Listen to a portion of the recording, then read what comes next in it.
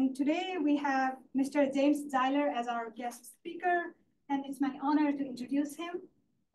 Mr. James Jiler is a writer, gardener, advocate, and the founder of Urban Green Works. Most of us here might not know that he has already worked for FIU as an adjunct professor. He taught a course on global environment policy. Also, he is the former director of the Greenhouse Project, a renowned horticultural job training program for inmates at New York City's Rikers Island jail complex. Mr. Jiler authored a book entitled Doing Time in the Garden, which details the greenhouse approach to rehabilitation and explores the new role of gardening in jails and prisons. Further, he worked as a social forester and urban ecologist in Baltimore, New Haven, Miami, India, and Nepal. Mr. Jiler holds a master's degree from Yale University. Given his profound knowledge and expertise, today he will be discussing about social forestry, an effective tool in natural resource management for building resilient ecosystem and human communities. This community-based forest management approach was pioneered by his mentor, Professor William Burch, and it was first applied as a successful model in Nepal and later executed in cities like Baltimore and New Haven. Further, we'll be listening more from himself. And without delaying, let's welcome Mr. James Jiler.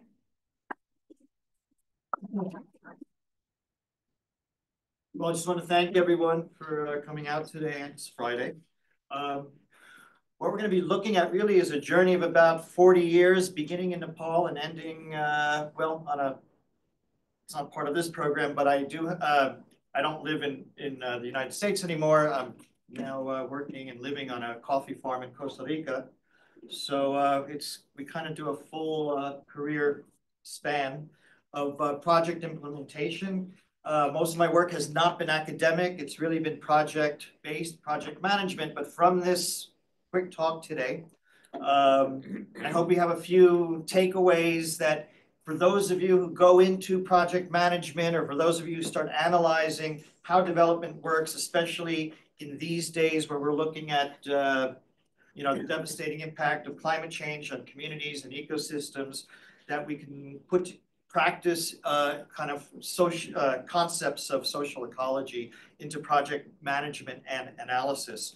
So the title of our talk, Social Forestry is Building Resiliency in Natural Ecosystems and Human Communities. And really it's about how trees planted in Nepal affected inner city neighborhoods in Baltimore. So it's a journey, and there might be some redundant concepts here because most of you are ecologists. Masterman? Okay. So let's begin. Oh. Technology. It's not changing. Patrick. Have been from sharing the screen to the Zoom going on at the same time. Yeah.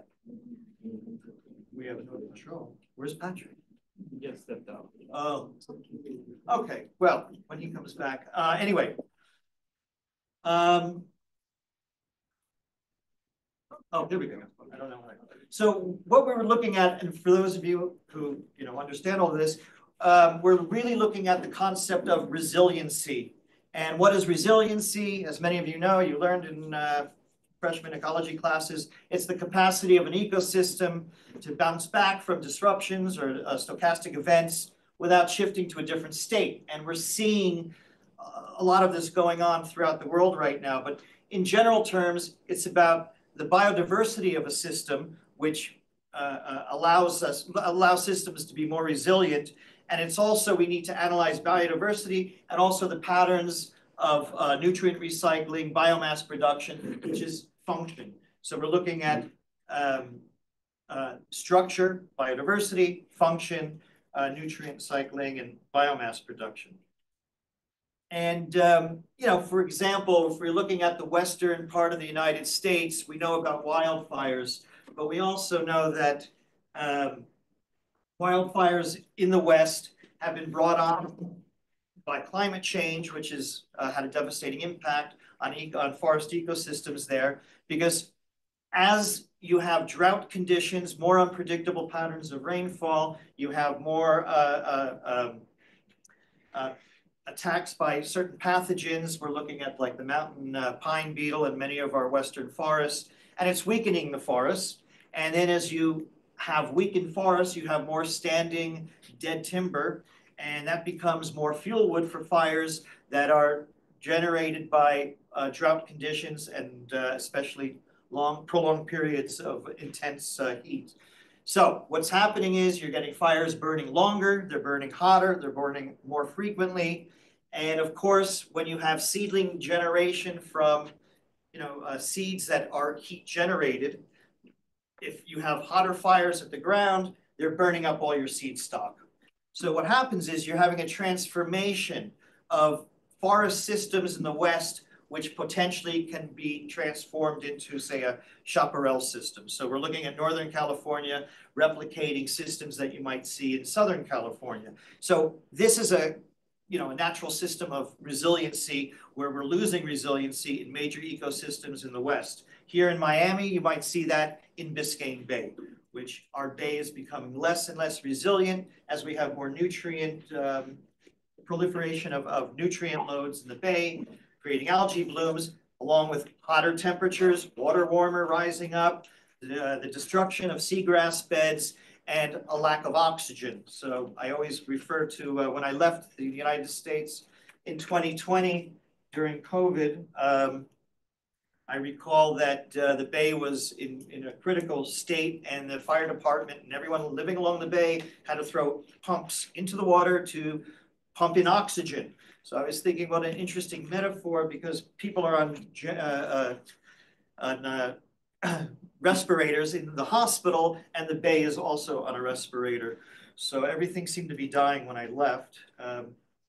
And the bay is still in a critical condition. So we're losing resiliency in a very critical ecosystem here in Miami. So the importance of resiliency is that resiliency maintains our predictability. And within that, you have all your disturbance patterns. Every ecosystem is developed by disturbances. So what we're looking at is the loss of resiliency means the loss of predictability. It could be such things as flowering, different times of flowering, which pollinators depend on to create seed germination, fruit germination. Herbivores need predictable fruiting periods in order to survive in different types of seasons. You're looking at biomass production. Farmers, we're looking at huge loss of farming systems in Africa, for example, or even here in the US, where they're depending on rainfall instead of irrigation for food production. So if you can't predict your rainfall patterns, you can't predict your food supply. And we're also looking at, in general, the checks and balances and predator-prey relations. So all of this is really important in maintaining stability and predictability, which we are losing every year due to climate change. I can say climate change in the state of Florida still. Is that okay? It's a seminar. You can say. Oh, okay. We won't wrap. I don't want to cause FIU from losing its funding for next year. That would be, You probably will anyway. So. Yeah. All right. Well, things change. Anyway, so we can say climate change. That's good to know. All right. So how do we build resiliency? And when we start looking at this intense period of change, the first thing is we need to maintain our biodiversity. We need to create connectivity between our habitats. We need to restore degraded systems, and then we need to adapt. And this is pretty generic stuff, solutions, but we're not doing it here in Miami, and we're not doing it in a lot of places around the world when this is a critical time where we need to be doing it. The state of Florida right now is going through some they make some advances and then they pull back, and the city of Miami as well. But we do have, we're looking at different ways of creating resilient systems in our urban areas. But this is the kind of the generic blueprint that we would, that ecologists use and look at, and policy planners. So the problem is that you need to recall that scientists make decisions, but without the social component, they're doomed to pretty much failure. Social ecology is a way of looking at things where it's all of our ecological problems are kind of rooted in some kind of social problem. Even climate change is rooted in a social problem, and our ability to adapt to climate change or inability to adapt is rooted in social problems. In general, some of those social problems is, exploitation of labor, exploitation of natural resources, social impoverishment. When you are living in a dire state of poverty, you don't really care about preserving natural resources when you're just trying to survive, right? Marginalization of communities who don't have any control or any political control within the larger region or state, and then just lack of services, health, education, access to capital. So social ecology addresses this while it's trying to make demands on, say, restoration activities. And if you don't address this, you're not going to be very successful in trying to restore, your ecosystems without having this very important social component. So I had a professor at Yale, William Burch. He passed away last month, and this is kind of a homage to him because he really was one of the pioneers in taking social ecology, taking this social component and adding it into project management, project development. And these are some of the things that, once you take the human element out of project planning, you look at your capacity to fail in that project implementation. Another thing he'd like to say is the tree is not the end, but it's the means for building stronger, self-sustaining human communities. And top-down decision-making that focuses on the tree generally misses the forest, and everything is connected. So we're going to take a little trip to, one of the things he developed was this human ecosystems model, HEMS, and it was an entire framework for asking questions about, what was happening in human ecosystems aimed at connecting those human ecosystems to the goal of achieving restoration work and tying it to the community's needs. And HEMS is really a process of listening to what the community has, what their needs are, what their issues are, and working with them in making those connections to their environment so that you can have better decision making. And it's really not just you implementing ideas, it's really you learning, all right? It's a learning process between both the managers, politicians, policymakers, and the stakeholders. And this human ecosystems model really hasn't been around that long, but it was essential in establishing this kind of model of social ecology in terms of how we can work with communities to become more resilient and managing our natural resources systems in a better way. So if we go to community forestry, well, it's kind of a practice of social ecology. If social ecology is kind of a concept, it's a concept of how people interact with nature to make nature better and how nature interacts with people to make people better. So if that's social ecology, how do you put it into practice? One way, and a major way, is this concept of community forestry, also known as social forestry. And social forestry, it restores our forest ecosystems through community-based initiatives, and it's always looking with the long-term impact of sustainability. But it also means we are trying to give communities more control over their natural resources, their immediate environment. And if we go to kind of our social construct, we're not going to be successful in restoring landscapes and doing ecological restoration if we can't improve the people dependent on those ecosystems and in those regional ecosystems. So it's instrumental in developing some kind of social construct within restoration activities. So we go back to the history of community forestry, and it's a pretty good example of what happens when you don't give people management over their resources. So prior to 1957, and it's great we have some students here from Nepal. Correct me when I'm wrong about their country. And also Joel, who we worked together and Joel was instrumental in doing a lot of work in the university system and forestry system and University of Forestry in Nepal.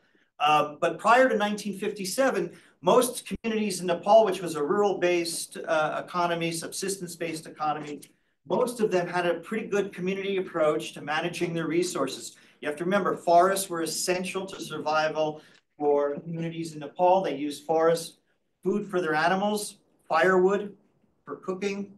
It stabilized steep soil, steep geographical conditions, and it also gave them fruit, nuts, medicines, and timber for construction. So they were they had a very strong relationship with the forests. And all of a sudden, the government in 1957 said, well, you communities, you don't own the forest. The national government owns the forests. And they nationalized all the forests in Nepal. And then over the next 20 years, basically, the villagers said, okay, they're not ours. We'll do what we want. And they exploited the resources because they couldn't control them. And it meant, so by taking it out of the hands of the local communities, we saw widespread deforestation in Nepal. By 1975, certain scientists claimed at the current rate of deforestation that by the year 2000, there would be no forests left in Nepal, or very few. The forest cover would basically be reduced to soil erosion that would create islands in Bangladesh. So the joke was Nepal will one day be part of Bangladesh. I mean, this was a little bit extreme, but there was wide-scale deforestation. So what happened? You had certain countries coming in, creating new projects to reforest Nepal. The Australians came in, and most of their work was with cheer pines, which is Roburgai, no? Pinus roburgai. Cheer pine is so the idea was it would stabilize these steep slopes and it would give Nepalese firewood construction timber. The problem is that these plantations take 20 years to mature, to grow, where they can actually use them. So during that time of these early projects, Nepal, the villagers and the communities were still degrading the existing broadleaf forests that they still had at their disposal, though it was further and further away from their villages. So they weren't really, this didn't really mitigate the rate of deforestation at the time. It was putting back a little bit of forest cover, but they couldn't really use it. And many times they didn't really take care of it because they thought, well, it belongs to the government. And there was no discussion with Nepalese or the communities, what it is they wanted to plant, what it was they needed these trees for. So they would basically let their animals graze and forage over the plantations. So you had a high rate of predation and loss of plantations. And there were no local incentives. So they came back and they realized, okay, maybe what we need to do is take a different approach. So they looked at social forestry as a way of also combining social justice. There was a lot of, Nepal has an incredible hierarchy and caste system, and you have marginalized groups, and it's a very kind of a complicated way of addressing all the needs of a country that's living as subsistence farmers. But the whole idea was that social forestry was a way where different marginalized communities could have a stake in their the resilience of their communities and in the management of these projects. Social forestry in general, it looks at sustainable land use practices. It looks at communities, uplifts the community in creating participation measures, and it also improves environmental health. So it's like, okay, this seemed like a pretty good basis for project development. So by 1995, looking at the success of these new user groups, social forestry had a very dramatic leap with the institutionalization of social forestry within the government framework.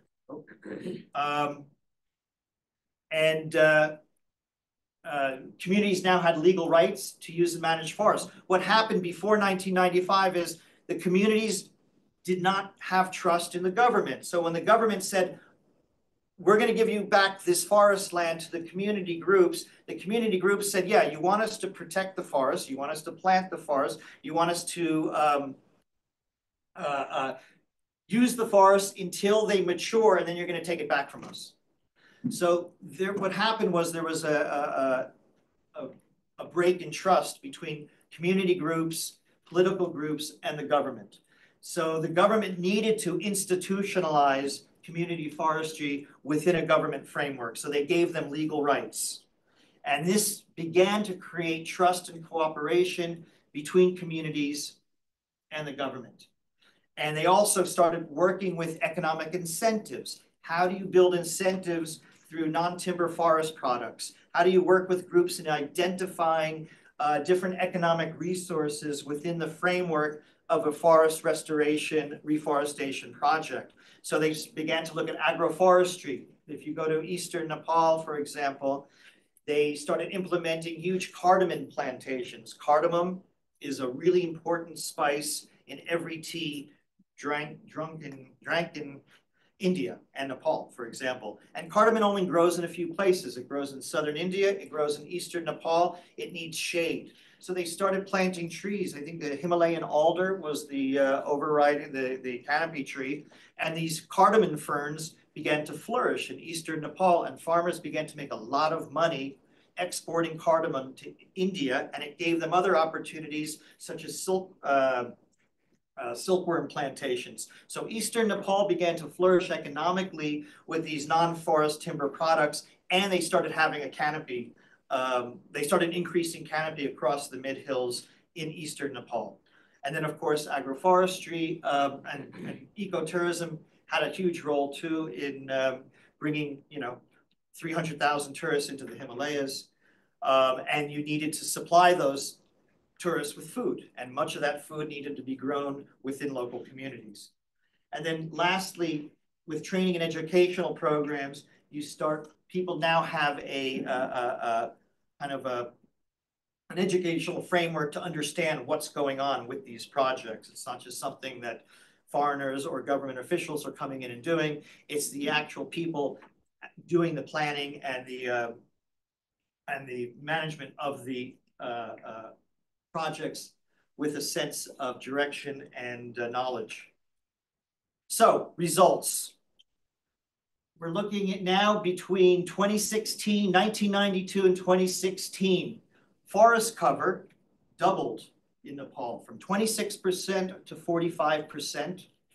There are currently 22,000 community forest user groups. They call them CFUGs, community forest user groups. And you also saw biodiversity increase, depending on where you're looking, because there's so many different regions and zones and ecosystems. But overall, you saw biodiversity increase through natural regeneration and plantations, as opposed to just monocultural plantations. Now, this is also not such, so this is just a quick map. If you look at down in the right-hand corner, I think I have a light. It's hard to. Along here, this is the last census, 2022, and you can see it's really filled. This is the Middle Hills. Up here is all very high mountains. Of course, you have 8,000-meter mountains, and top of Nepal down here is flatlands. A lot of this is part of their grain belt, where they grow most of their wheat and lentils and mustard. But you'll see that from 1984 The mid-hills here have a lot of scattered patches that have filled in by 2022. So most of the intense use of Nepal is in the mid-hills. This is all the subsistence level farming that was going on for centuries. And this forest cover is, I mean, it's what would be considered a success story in any kind of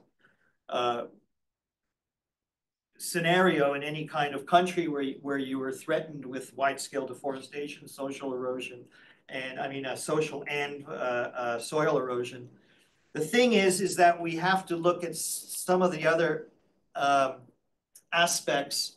One of the things I want to talk about is out-migration. So we can also say, oh, okay, wow, this is great. You have Nepal that was able to do this.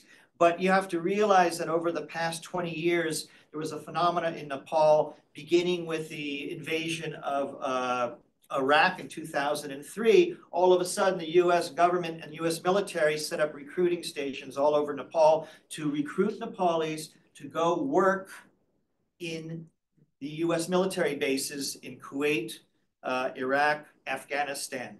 And I mean, why? One of the reasons is because Nepalis don't have a strong religious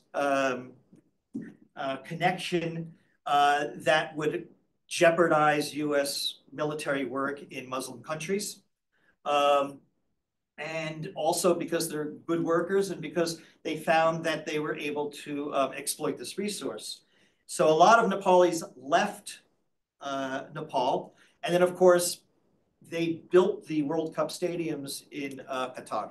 So thousands and thousands of workers left Nepal for Qatar and Dubai, building the skyscrapers in Dubai and Qatar. So all of a sudden you had remittances flooding into the country, and families began to abandon the farms in the Middle Hills, and they moved into the city where they have more resources. It's modern. So you have wide-scale abandonment of subsistence farms throughout the mid-hills, where Nepalis moved into the city to take the place of skilled labor leaving the country for the Mideast and for the US military. So that's one of the reasons why, too, we have this incredible amount of regeneration and forest cover going on in Nepal. Simply, people are no longer living there, except elderly still maintaining their small villages. I don't know if you found, when you go back to Nepal, whether you see that social difference. Yeah, the Kathmandu Valley is completely packed now. Packed. So when I was there in 1986, there were 300,000 people living in Kathmandu Valley. Today, there's 3 million. And so this is one of the factors affecting forest cover in Nepal. So some of the challenges, there's still a lack of institutional support. You've had a civil war in Nepal, you've had changes in the government, you've had changes in the political structures quite rapidly. And sometimes the economic potential of these forest user groups are limited. And without an economy, people will continue abandoning their land. They don't want to be subsistence farmers. They are looking to be part of kind of a global market. So they want money. And if they can't get it in the villages, they will move to the cities. We're also looking at climate change and the impact of wildfires and drought conditions in Nepal. It isn't so bad in Nepal as it's been in, say, the Amazon in Brazil, or in the taiga regions up in Siberia or northern in Canada, or the western part of the United States. But this is still a dramatic threat that can really damage the potential of regeneration in Nepal in the next 20, 30 years. And again, I talked about out-migration. And then also with out-migration, you get the changes in people-forest relations. So what happens is when people move to the city, they lose their connection with nature. They lose their connection with the importance of what trees have in their lives and especially in their ability to survive. All right. So with this, we go to Baltimore. And what happened is I left Nepal and I ended up going to Yale University and I actually thought I would go back to Nepal and I would research what was going on there. Initially, I was in Nepal working for a development think tank, analyzing development projects. I saw a lot of money going into Nepal from different development entities, international groups, but none of that money was really helping the intended beneficiaries, which were small-scale farmers. It was really staying in the pockets of officials in the city and main district areas. So I started a project really to create ecological farming systems in the Himalayas, but not having a huge degree of education and respectability amongst government officials. You just can't, you have to be educated in an academic way. I ended up going to Yale thinking I'll go back to Nepal and I'm going to implement all these changes and keep furthering this work about ecological farming systems. And I had a professor who we mentioned before, who was now taking this model of social forestry and applying it to inner city neighborhoods, beginning with Baltimore. In fact, he had been giving a lecture, and one of the mayor of Baltimore said, "I really like what you're doing in Nepal and in Bhutan and India and Pakistan, but why don't you do something here in your own country where we really need help?" So he took this concept of social forestry, social ecology, and said, let's apply it to the inner city neighborhoods of Baltimore. So I went to him and I said, I want to go back to Nepal and do research on looking at the impact of these ecological farming systems that we're establishing and seeing and document changes. And he told me, development starts in your own backyard. I'm sending you to Baltimore. So off I went to Baltimore.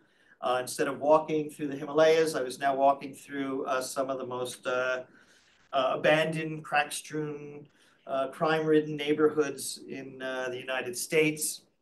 And if you look at the urban core challenges, we saw out-migration happening in Baltimore, where anyone with a little bit of money left Baltimore for surrounding suburbs, where you still had, where you had better schools, where you had better services. And as people left, you have a shrinking tax base. With less taxes, you have less services. Crime was going up. You had high levels of unemployment.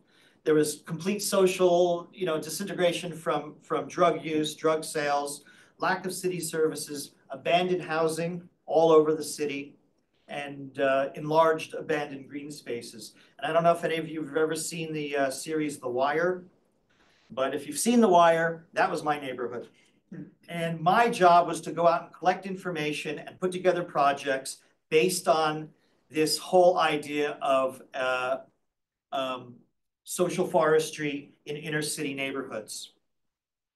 So it's now called the Baltimore Ecosystem Study, and it was really this outcome of social forestry in Nepal. And right now, this Baltimore Ecosystem Study, it's a model for 26 urban study sites in the US. It has an ecological approach to urban natural resource use.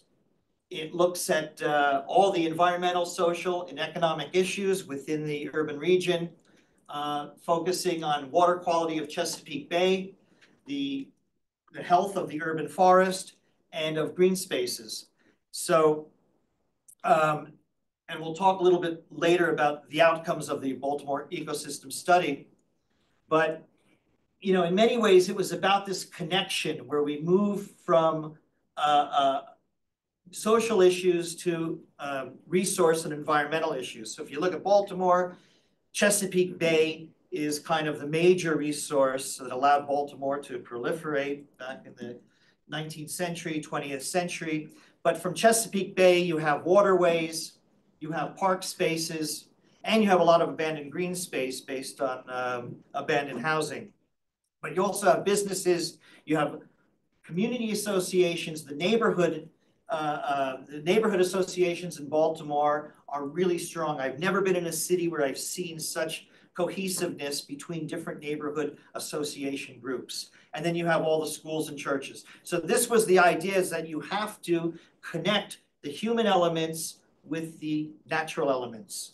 And you have to make those connections so that they both benefit. This is this social ecology model.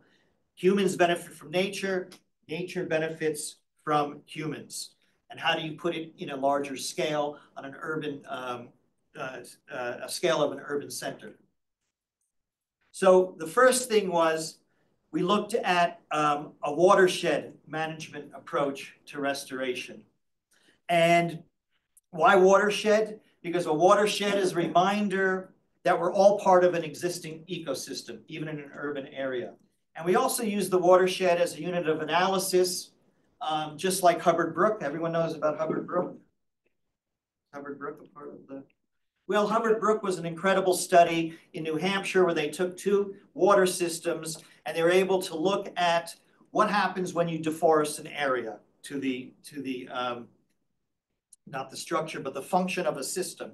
So they had two exactly almost identical ravines with water running through them. And what they did in Hubbard Brook is they totally eliminated all the forest and vegetation with Agent Orange.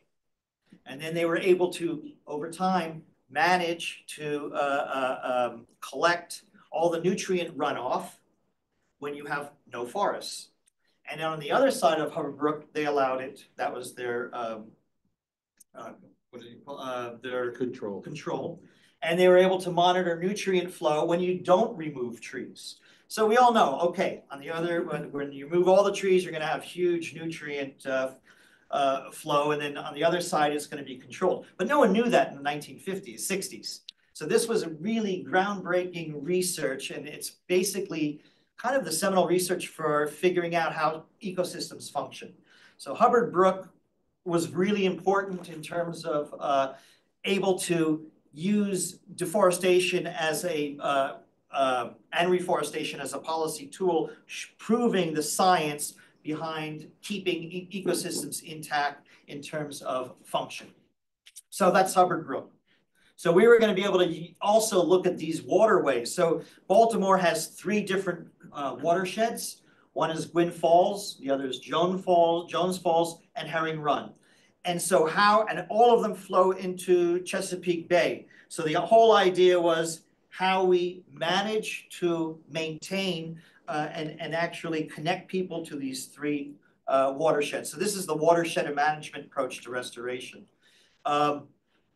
And then you can kind of see the, oh, do I have a little?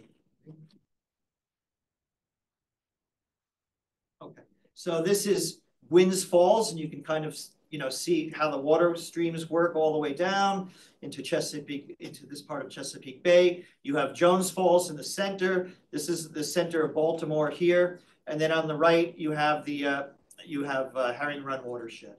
So the idea is, where are all the neighborhoods here? Where are the schools? Where are the open spaces? Where are the abandoned spaces?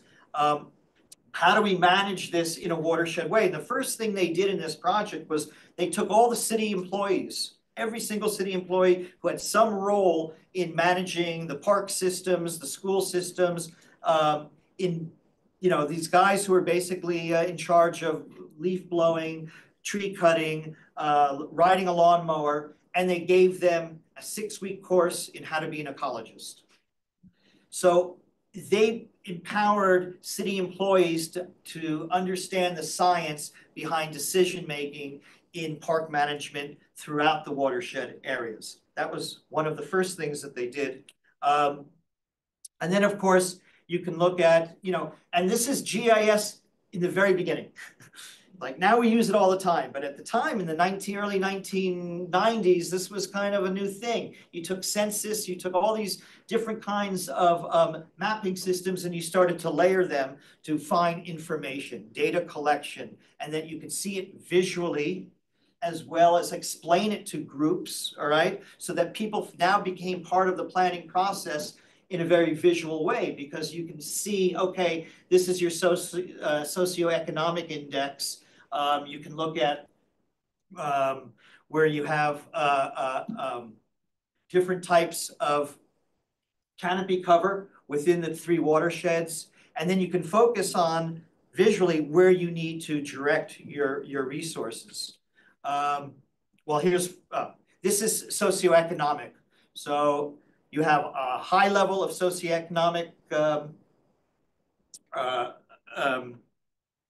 well, kind of wealthier neighborhoods in the dark green patches to where you get into low. And you can see down by the urban core, most of this was a lower socioeconomic group.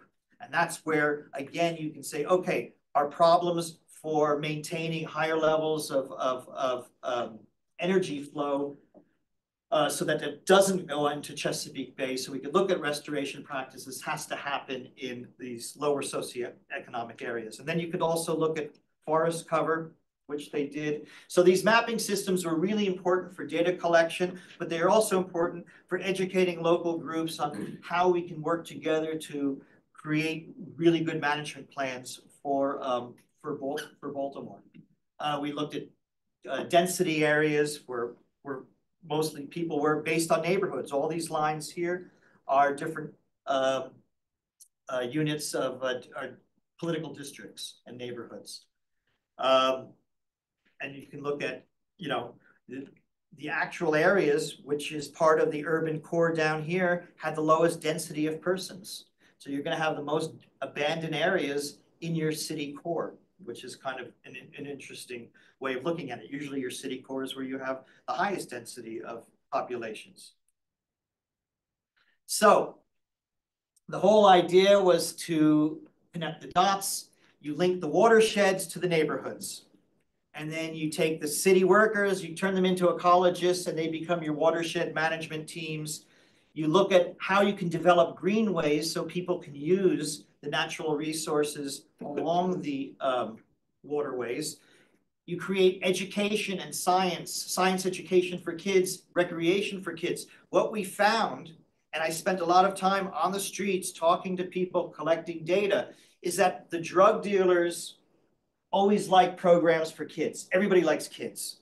Like, you won't find one drug dealer that says, I don't like this program because you're working with kids and teaching them science. In fact, we got the drug dealers behind us, and they started protecting a lot of our areas, and they became some of our managers for some of our recreational areas along the Greenway. It's really good to have a drug dealer on your side. Not just for the drugs. So the recreation and science education for kids. And we didn't know that. We didn't know that the way to start dealing with some of the issues of crime and unemployment was to work strictly with kids and using that as our into the community.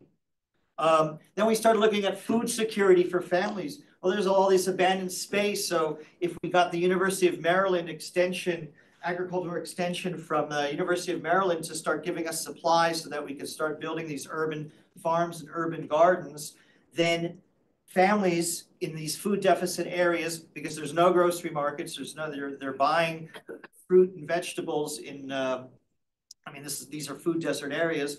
They're buying their stuff in little Korean convenience stores, which is really expensive. But we showed them you can grow your own food, and you know, Baltimore has a lot of farmers from Georgia and the Carolinas, one generation removed, who used to live on farms. And so you kind of reconnect people through their farming systems and through their knowledge of farming. And then we also looked at community-based development projects, such as how to revitalize abandoned housing. And then all of this, too, is a matter of getting information from community activists and leaders. Who is part of this community that's actually watching over the neighborhood? Where are the teachers? Where are the church leaders? The people still living in these neighborhoods who haven't abandoned the neighborhoods? They're there, but they've just never been part of an active group to help restore their neighborhoods. So we find them and we start empowering them to make better decisions on how whatever money's coming in for inner city development or for projects, they're the ones making decisions and telling us what they want. So a lot of it is also you need government behind you, and you also need nonprofits, because nonprofits are always available to work with in whatever sector, education, health, housing. And then you need businesses too. So it's again, connecting the dots, getting government, getting nonprofit, getting commercial collaboration to develop this system. And we also looked at the HEMS model again for information gathering, which I talked about, which I was a part of. This idea that you need to listen, you need to collect information, and you need to work with people to make your decisions. We also looked at how you tie socioeconomic benefits in with environmental benefits. And then you have to get commitment, because in many cases you can come back to a project and find there's nothing there, and that the person that you worked with had moved on, or the community group disbanded. So, part of that is really developing these community groups, institutionalizing them within a government framework or a commercial collaboration, so that they don't leave and that they have incentives to keep going on. And then of course you get documentation, because documentation allows you to create a model that can be used over and over again for other regions, cities, and neighborhoods. So, this is going back when we started in Baltimore, and we're out in the neighborhood collecting information, we're finding people in these very abandoned neighborhoods who are still living there. And this is where you interview people. This is part of the HEMS model, collecting information, identifying who's still active, who wants to see changes. And, this is going back to I think this was taken in 1994 when I was working on the project. And this is a neighborhood in Greenmont, Baltimore, which is incredible, because this is almost, I don't know, you could walk to the train station from here in 10 minutes and take a train to Washington, D.C. And you have townhouses that were built in the 19th century that were abandoned. But yet you have all of these different possibilities happening in an abandoned neighborhood. And our job was to take those, to look at abandonment as an opportunity. Actually, there's me. Right here.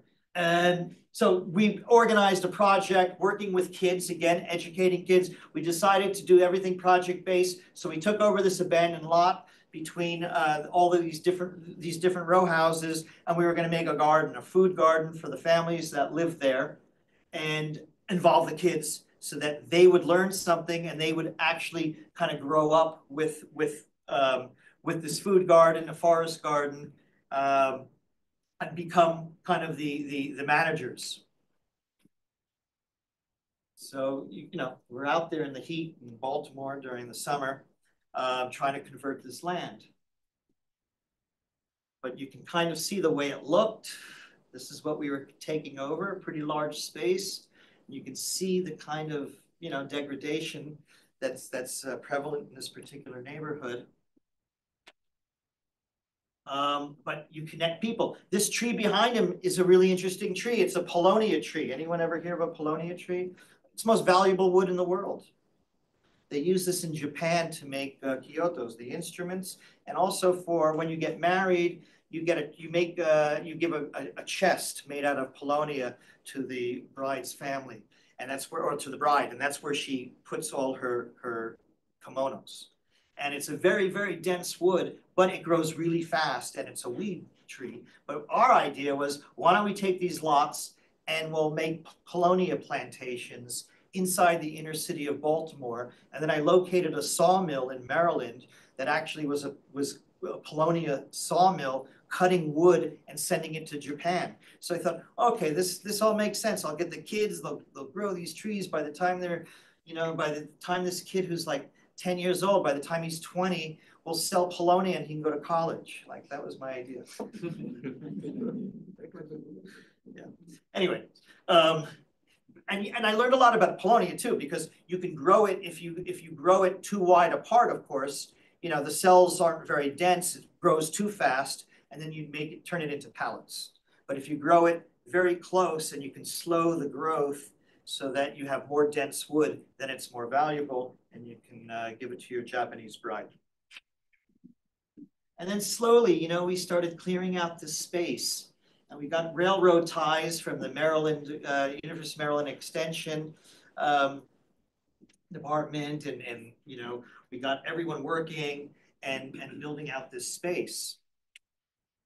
And then I went there I went back to the site in 2020, and it was still there. So this is 1995. See the wall, the Plonia tree? This is 2020. So 20, doing my math, it's 25 years. It's been there 25 years, this garden. Right? And they're using it for food. And it's a well-maintained space. You have to remember, abandoned land in any urban area, usually if it's not being used, it becomes a dumping site. It becomes an area, instead of a plus, it becomes a minus. So abandoned spaces in every urban area becomes an area where you have garbage, you have drug dealing, you have crime. It becomes a black hole in the community. So our idea was to fill up the hole and plant it. So for those of you who are really interested in this kind of work, I could email any one of you. This is just pretty much strictly on the Gwynns Falls watershed. It's an ecological resource atlas that we put out in 1997, and it's kind of a handbook. And it really looks at the HEMS model, and it looks at all the aspects of the Green Falls and the Green Falls Greenway. The Green Falls Greenway, which actually was built, we got Department of Transportation to help construct a greenway all the way along Gwynns Falls. And if you walk along Gwynns Falls in downtown Baltimore, you would think you're in New England in, you know, before the colonials wiped out the forest. You have huge tulip trees that almost look old growth. You have incredible, the water has fish in it. People are fishing from the neighborhoods. It's a greenway that can take you almost from the border of Baltimore, the border of the county of Baltimore, all the way down to Chesapeake Bay, and you can do it on a bicycle. So it's an incredible resource. And then we came out, this was published by William Burch and some of the colleagues that I worked with in Baltimore. And this was published by Yale Press, but it's the Baltimore School of Urban Ecology, Space, Scale, and Time, and it's the study of cities. So you can order this on, I don't make any money off this, I'm just not pitching it. But for those of you who are really interested in seeing how you take a city and examine it as an urban ecosystem, this is a really good book. You know, these are the takeaways of really the talk that maybe we can continue to develop. You know, it's really looking at a city as an urban, you know, as an urban ecosystem, and it's something we don't do in Miami. So the takeaways, so what happens is, of course, we're looking at, you know, local food development. We're looking at having communities take more empowerment so that they become stronger communities and they don't leave the city. We're looking at how resiliency, whether it's social economic changes or environmental changes, allow us to maintain these patterns of predictability within a changing system so that we have stability in our lives, in our systems, in our countries, in our communities. But the takeaways, climate change has created this urgency where we need to make communities more resilient, and we need to integrate these resource restoration projects with you know, policies and practices that take into social ecology, because social ecology allows communities most affected by development decisions to have a role in project design and management, and that's where you find success. Social ecology is a pathway for educating different stakeholders, decision makers, communicating ideas, and strengthening our outcomes of sustainability. Without people having information about what you're doing, you will not have buy-in. And so even if you look at some of the water projects here in Miami, if you don't have developers, if you don't have homeowners, if you don't have property owners on your side who have their interests as well as the interests of the entire community or city or regional ecology, you're not going to have success. You're always going to have struggle. You're always going to have conflict and confrontation. And so this is my mentor, and he always used to say, all environmental decisions are political and all politics are local. And I find that very apt. I think as we go on, and I actually took these principles to projects that I worked on in Ahmedabad, India. I took these principles in some way to projects here in Miami.